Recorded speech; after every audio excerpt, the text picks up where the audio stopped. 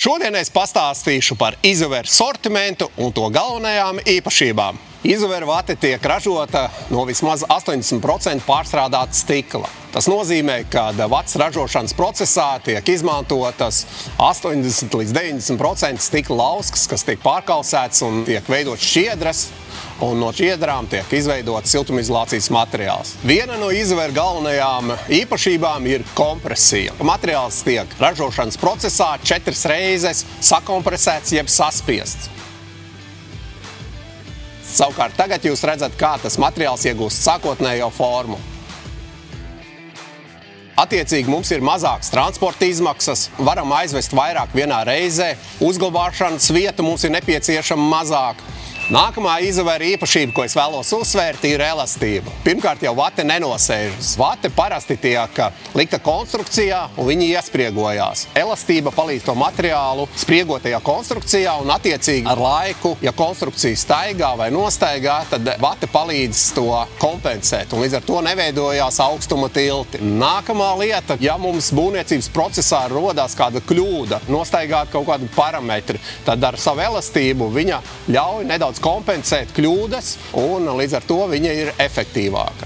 Un, protams, jāpiemina arī, ka izovera siltumizolācijas materiāls ir nedegošs, kā arī ūdens atgrūdošs jeb hidrofobs, un tas nozīmē, ka ar laiku neveidosies pelējums.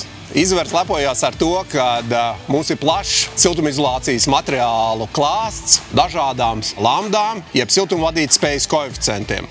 Kā jūs redzat, šī ir 33. landas materiāls, šeit jūs redzat 31. landas materiālu, 35. landas materiāls, kā arī mūsu sortimentā arī ir 36. landas siltumizolācijas materiāls. Mēs varam piedāvāt klientiem atbilstošai situācijai atbilstošo risinājumu.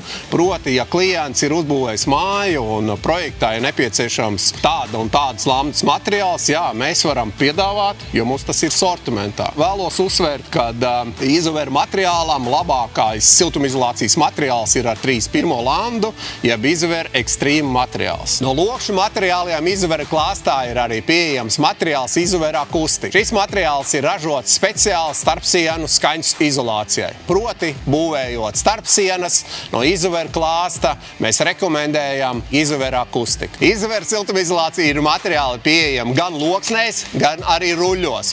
No ruļļu materiāliem mums jaunums, un ko mēs šogad sākam izplatīt, ir izovera 35. ruļļa materiāls. Arvien vairāk tiek pieprasīts materiāls jumta siltināšanai, kurajam ir dažādi spāres attālumi. Proti, materiālu ir nepieciešams griezt. Izovera ruļļa priekšrocība ir tā, ka materiālu var griezt attiecīgajā platumā.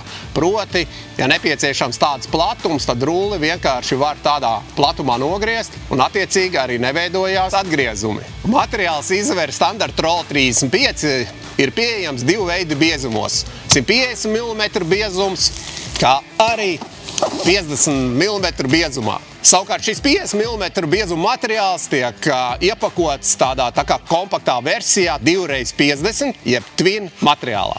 Tātad, kā jūs redzējāt, izovera sortimentā ir gana plašs materiāla klāsts, un es ticu, ka jūs savam projektam varēsiet atrast attiecīgo izovera risinājumu.